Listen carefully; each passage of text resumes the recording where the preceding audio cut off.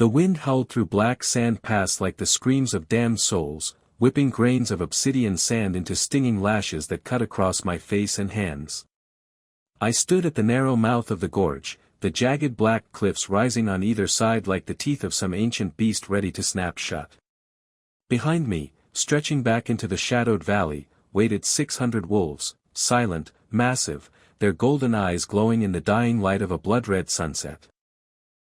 Their fur rippled like liquid night, muscles coiled with unnatural power, each one bound to the will of the silver-haired woman who now stood beside me, her presence a storm contained in pale skin and wolf-pelt cloak. The Wolf Queen. Her name alone sent shivers down my spine even after the blood she had forced down my throat weeks ago had changed me forever. I could feel it still.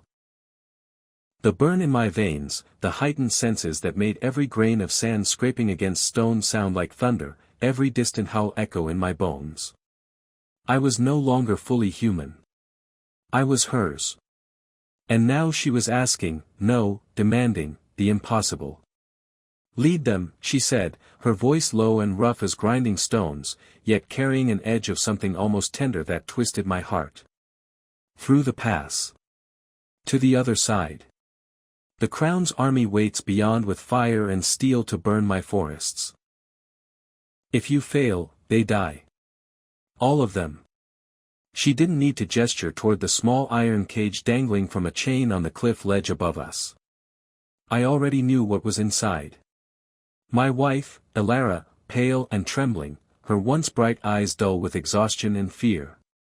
Beside her, our daughter, little Mira, only 7 winters old, clutching her mother's hand through the bars, her small face streaked with tears and dirt.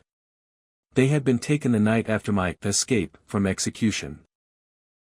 Payment for my new life, the Queen had called it. Insurance, she said with that sharp, knowing smile. My family's lives for my loyalty. My chest tightened until I could barely breathe. The bond between me and the Queen pulled at me like an invisible leash, flooding me with her calm, predatory certainty, but my human heart rebelled, screaming in silent agony. I loved them more than life itself. I had run through fire and arrows for them once before. Now I was being forced to lead an army of monsters through a pass said to be cursed, haunted by shadow wraiths, collapsing rockslides, and the old magic that twisted flesh and mind. Legends whispered that no army had ever crossed Black Sand Pass intact. Most never crossed at all.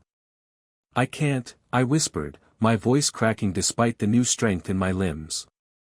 The wolves stirred behind me, a low collective growl rumbling through the pack like distant thunder. Their eyes fixed on me, waiting. Judging. They're just children and women in there, no, my family. Please. There must be another way. The Queen's golden eyes narrowed, the wolf in her rising close to the surface. She stepped closer, her breath warm against my ear, carrying the scent of pine and wild blood. There is no other way. The crown knows our weakness now. They march with dragonfire mages and 10,000 spears. If my wolves do not strike their flank tonight, my entire realm falls by dawn. And if my realm falls. She glanced up at the cage, her expression unreadable. Then so do they. Slowly. You know what the king's torturers do to traitors' kin. A sob tore from my throat before I could stop it. I dropped to one knee in the black sand, fists clenched so hard my nails drew blood from my palms.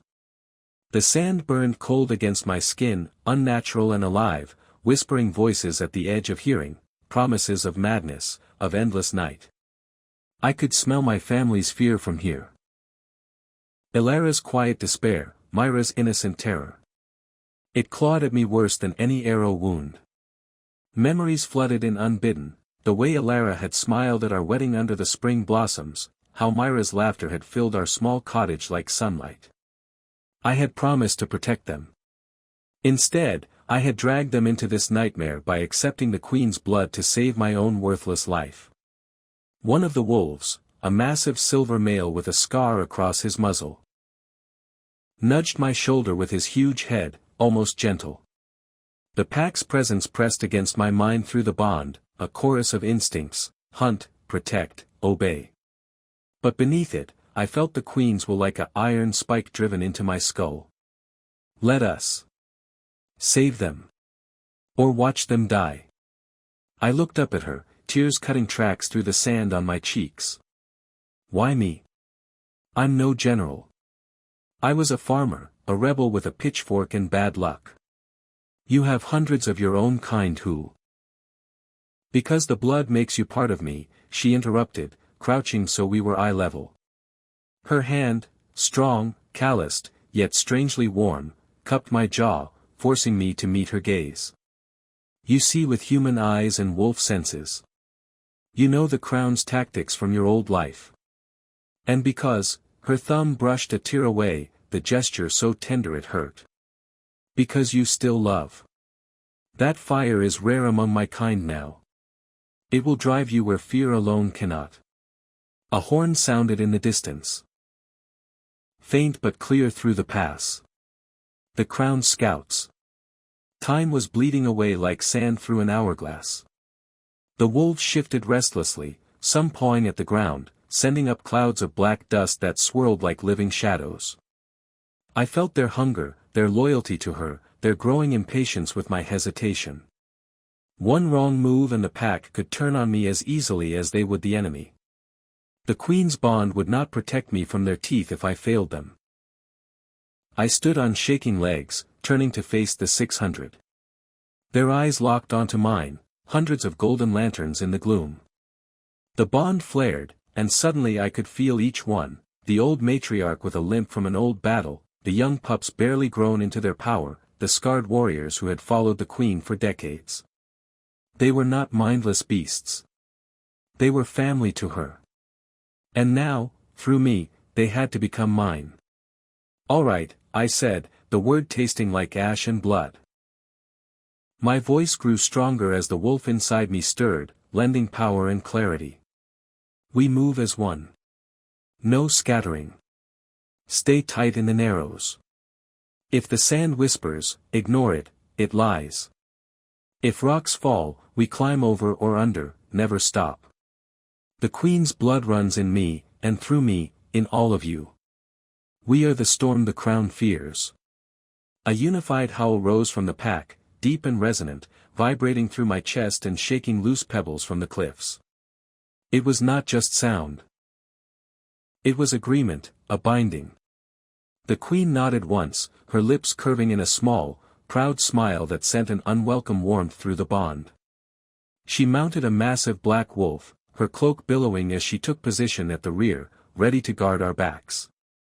I took the lead, stepping into the pass with my heart hammering against my ribs.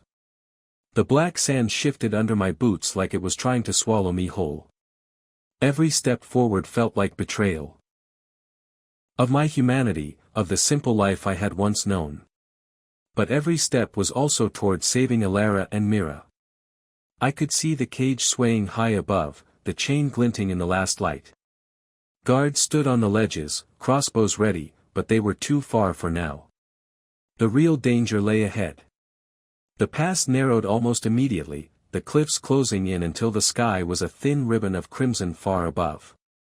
Wind screamed down the channel, carrying voices. Ghostly wails that promised my family's death if I faltered, that whispered I was already a monster for leading wolves to war. I gritted my teeth and pushed on, the pack flowing behind me in perfect formation, their paws silent on the sand despite their size. My enhanced senses picked up everything. The faint tremor in the rock walls indicating unstable ledges, the distant metallic scent of crowned soldiers waiting in ambush beyond the bend, the rapid heartbeat of my daughter echoing faintly on the wind. Suspense coiled tighter with every yard. A low rumble started deep in the earth. Rock slide. I raised my hand, and the pack froze instantly, bodies low to the ground. Boulders the size of wagons broke free from the left cliff, tumbling down in a deafening roar. Sand exploded upward in black clouds. I dove forward, tackling a young wolf pup that had hesitated, rolling us both clear as a massive stone smashed the spot where we had stood. Dust choked the air. The pup whimpered, licking my face in gratitude, and the bond warmed with collective relief. But there was no time to celebrate. As the dust settled, shadow wraiths rose from the black sand, formless things of darkness and malice, eyes like burning coals. They lunged at the edges of the pack, tendrils of shadow trying to drag wolves into the ground. One latched onto my leg, cold seeping into my bones, whispering visions of Alara's neck snapping, Myra's screams fading into silence. I roared, a sound more wolf than man, and slashed at it with the dagger the queen had given me. The blade, infused with her blood, flared silver and cut through the shadow like sunlight through mist. The wraith shrieked and dissolved. Forward! I shouted, voice echoing off the walls. Do not let them in your mind. The pack surged, wolves snapping at the wraiths with jaws that glowed faintly with the same silver light. Howls mixed with unearthly screams. One wolf fell, dragged halfway into the sand before its packmates pulled it free, but not before the shadow had left a weeping wound on its flank that smoked with dark energy.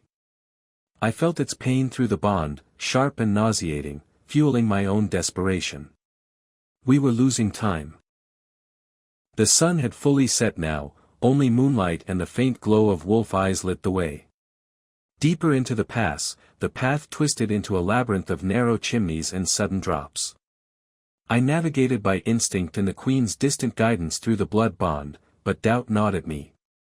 What if this was a test I was meant to fail? What if leading them here doomed us all? My family's faces haunted every shadow.